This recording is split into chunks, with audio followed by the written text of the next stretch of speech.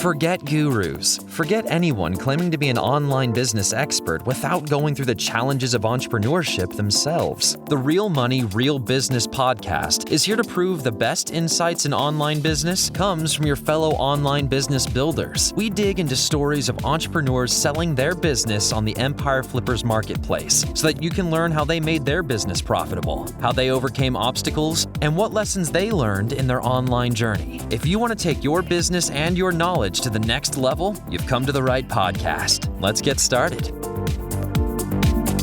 Hey everyone, welcome to another episode of the Real Money, Real Business podcast. We record these interviews so potential buyers have more information about the seller and the business to help them make a buying decision. Before we dive in, let's go over a brief summary of this business. It's a KDP business created in April of 2020 in the health and fitness and culinary niches.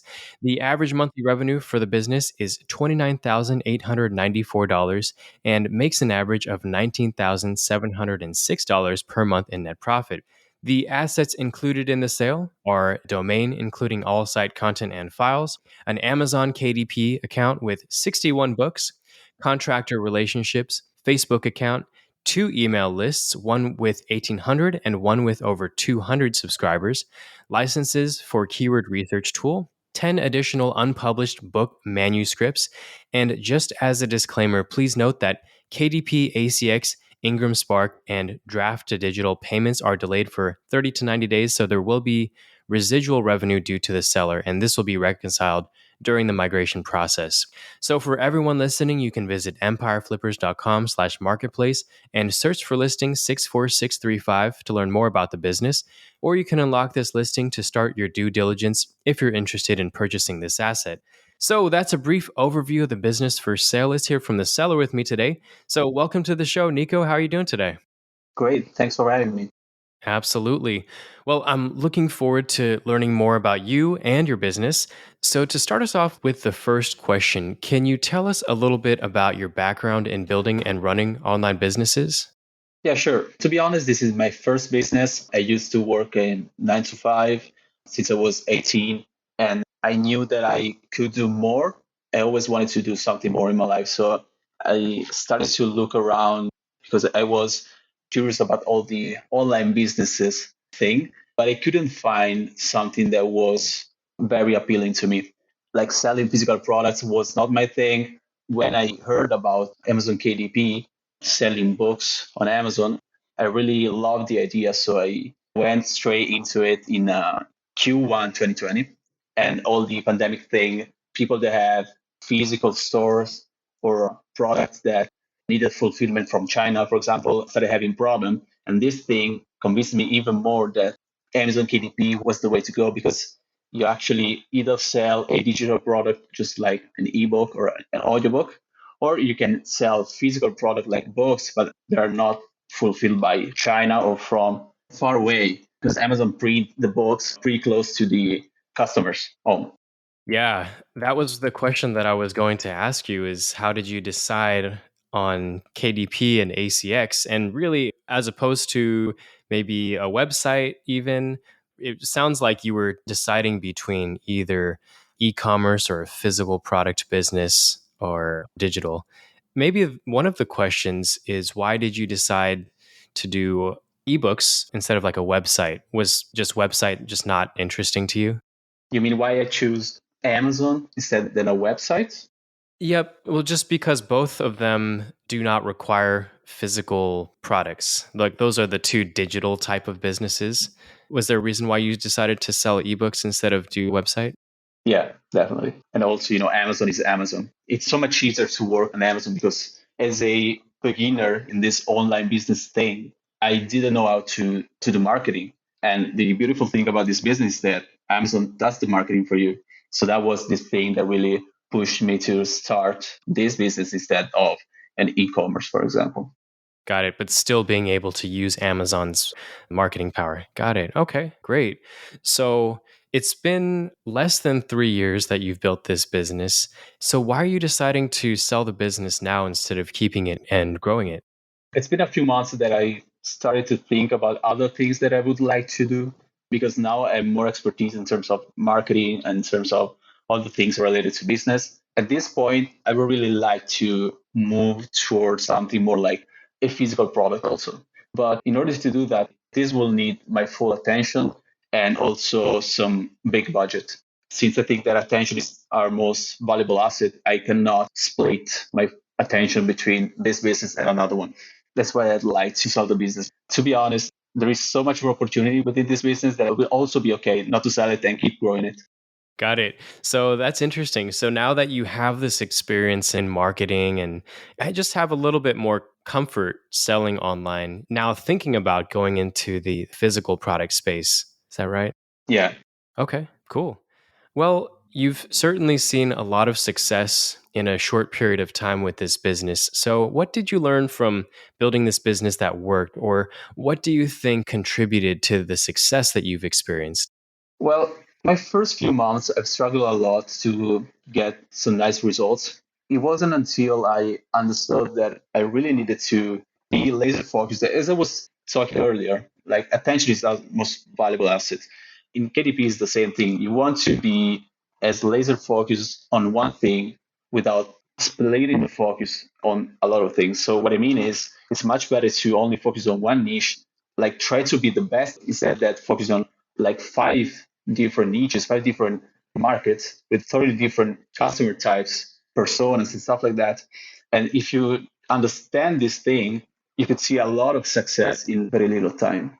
Yeah, that's a good point. In going back to the e-commerce example, there are Amazon businesses that have a lot of separate types of products, and it's tough to make a single brand from that. But then on KDP or ACX, it's a little bit more, you'll see people who create books about different topics because you don't actually have to create the physical inventory. Maybe it's a little bit easier to choose different areas. But what you're saying is to focus still, even though it's easy to do that, to still focus in one area and try to grow your reputation there. Yeah, that's the thing, because it's very easy to do those things, targeting different niches or finding different profitable keywords in different niches. It's very easy. The problem is that it works very well short term, it doesn't work very well long term. And it's really difficult to sustain the business without having to publish a lot of books month after month. But if you build a brand that works, then the business becomes semi passive. And you can also sell books to the same customers, or the customers who purchased one health book would be likely interested in future books that you launch. Exactly. Yeah, definitely. I have some fans that buy my books. No matter what it's inside, every time that I publish a new book, they will buy it. I've got some fans like that. It's wonderful. That's great. Maybe that's another thing too, is choosing topics or creating books where you can create fans from those kinds of books. Yeah. Yeah. And also you can build a fan base, you can listen to them because they will tell you what they need. And so it's so easy because content research, product research is one of the most difficult part. Not so much difficult, but it takes time. But if you have people telling you what they need, you can save a lot of time. It's so much easier. You just need to do it and then sell it to them. Yeah. Ultimately, when you're doing the keyword research, you're still kind of guessing what the customers Yeah, want. exactly. But in this case, you have people saying, I will buy this book if you make it. Exactly. Nice. Okay. So that's what worked for your business. Was there anything you tried with this business that didn't work out as well? Well, I would say the opposite. So, as I said, I'd struggled a lot at first because I was trying to do the opposite of what I've just described. So, I was trying to publish one or two books in different niches, and I've tried basically all the niches that exist. And the problem is that you don't really have so much focus that you can split to all those niches. Because most important thing when you publish a book is to understand who you're trying to sell to. And you need time, you need research, you need all focus, and you can't do it if you try to do it at the same time in different niches. It's impossible. You will not succeed. Got it. So the main niche that you're selling in, you said you just tried to test it out, all of the different niches. Was this the first niche that you chose, or did you realize this was the niche to build out because of your tests and you decided, oh, this area is really good? It wasn't my first niche, but it was one of the first. I saw a big opportunity in it. There were some competitors that were selling a lot. So there was proof of concept that something was working. So if you were able to do good books and present them well, you could sell. And I saw a lot of opportunities, some topics within the same niche that weren't addressed by competitors. So I also saw this kind of opportunity. Books that I could make that nobody was making the same way that I could make, if that makes sense. And from there, I started publishing a few books within the niche, and these books to start selling pretty well. And so I started to grow my portfolio from there. Yeah, that's a great point because with books, you can get more specific with topics. Like you can go into the subtopics. I mean, you can't really do that with physical products so easily. Yeah, so that is a great idea as far as how to still exist in a maybe a competitive space, but to make something that still can appeal to that same customer base in a way that competitors are not. Exactly. Yeah. Nice. So let's talk a little bit about how traffic is generated, or maybe more specifically, the earnings. So I know this is part KDP, part ACX, which is for listeners who don't know this through Audible, the audiobooks. So do your audiobooks play a significant role in this business?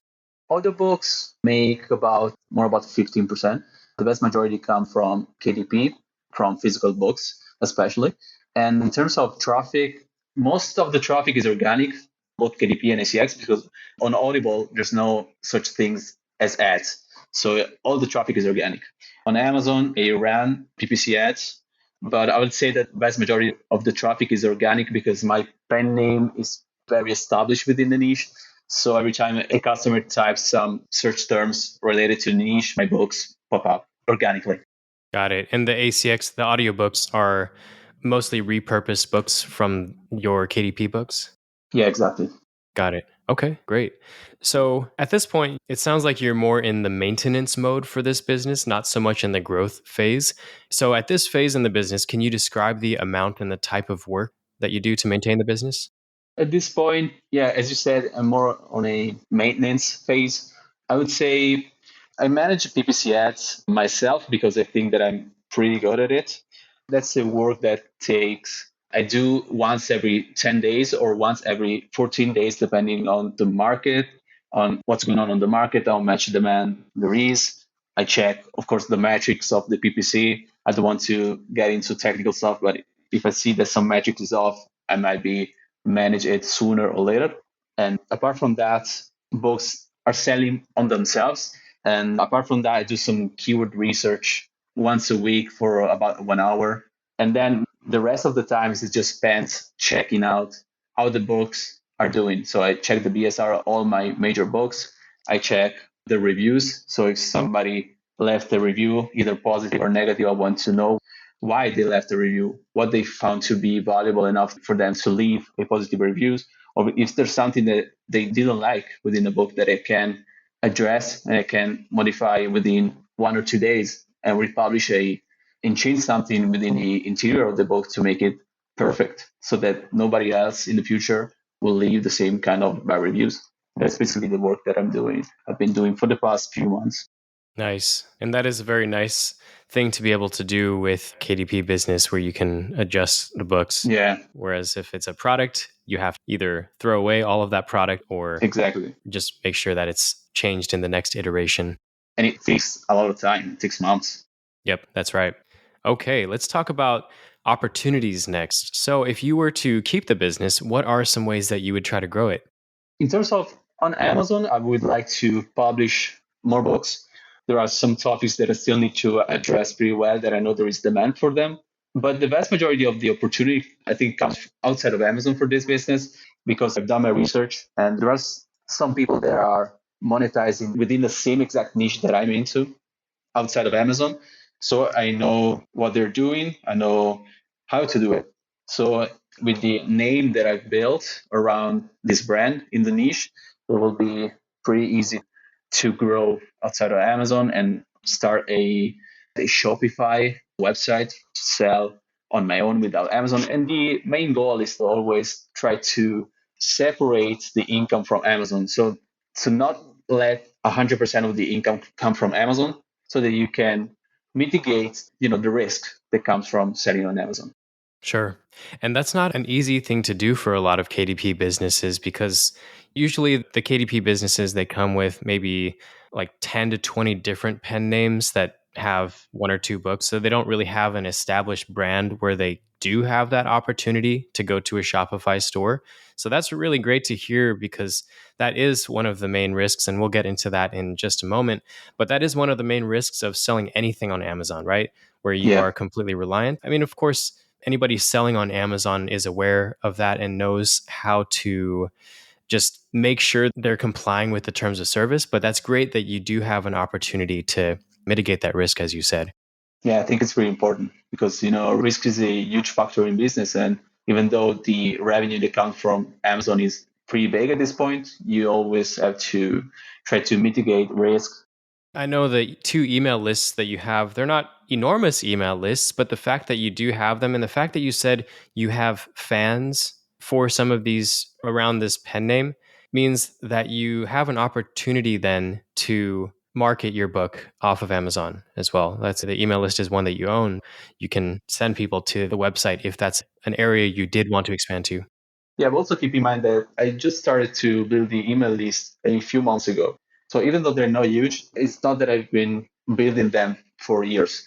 It's been like maybe 5 to 6 months. Oh, okay. So they're going pretty fast. Yeah, that's good to know. With that short period of time, that is pretty fast. Cool. Okay. So, what do you think are the biggest risks with this business that a buyer should be aware of? As we said, the main issue, if you have one, is the fact that you are in the hands of Amazon. So you got to make sure that you are 100% compliant with the terms of service and you're going to be fine. But apart from that, there's no other major risks involved within the business that's coming to my mind, to be honest, that is worth mentioning. No inventory, no supply chain issues, right? Exactly. That's why this business is fantastic. Yeah. And as mentioned before, anybody who has experience with selling on Amazon, whether it's Amazon FBA or KDP, they should be pretty aware of these risks and just know how to not get suspended or banned. Yeah, it's a risk, but it's one that anybody getting into this space should be very aware of. Sure. Okay. Well, a few questions to wrap this up. How much support are you willing to offer a new buyer? I'm willing to offer a 60 days email support along with a 30-day phone support. And I also had a 1 hour session on Zoom call because I thought that maybe the buyer would like to get my help with some more technical stuff. Maybe we can share the screen and get more into some technical stuff, just like ads management and stuff like that, so that I'm able to show them how I work. Yeah, that would be great. It sounds like ads are an important part of this business, or that you have a specific way that you work on Exactly. ads. So, Yeah. it would be great to show buyers. Okay, wonderful. And just confirming that you commit to a non-compete on this business after it's sold? Yeah, definitely. Okay. And are you open to something like an earnout? I would rather have a upfront payment, 100% upfront. But I also believe in the business, so I'm open to offer. But it also depends on the kind of offer and on who is offering me this. So yeah, it depends. But I'm open to it. Okay, sounds good. And putting yourself in the shoes of a buyer, why do you think this is a business worth buying? As I said, as we were saying, it's very difficult for Amazon seller to expand outside Amazon. And I think that in my case, there is a huge opportunity outside of Amazon. So I think this is the main thing. And also on Amazon, since my books are selling a lot, to be honest, once your books sell a lot, they get a lot of positive reviews. Then they enter kind of the virtuous cycle of Amazon. Amazon pushes your books up in the rankings. And from there, it's very, very passive on the Amazon side. And I think that is very nice because the buyer would have the opportunity to focus on almost merely on the outside of Amazon, which is, as I say, there is a huge opportunity. Yeah, definitely. And I think you have these opportunities because of the specific way you built this business or the specific style of having a well-branded pen name and a fan base. So yeah, I think there's a lot of opportunities that you can take because of that foundation. Yeah, sure. Okay. Well, last question. Is there anything you'd like to add that you think I might have missed during this interview? I think we've covered pretty much everything, to be honest. Okay, sounds good. Well, I'm going to wrap this up here then. So, Nico, thank you so much for sharing your story and joining us on today's episode. And I hope your business is purchased in the near future and by the right buyer. Thank you very much. Thank you for having me. Absolutely. All right, everyone. Thanks for listening. To learn more and see if this listing has already been sold, head over to empireflippers.com/marketplace and search for listing number 64635. And if you're watching this on YouTube, click the link in the description to go straight to the listing. And once you've unlocked this listing, you'll be given everything you need to know about this business. So until next time, enjoy your digital journey.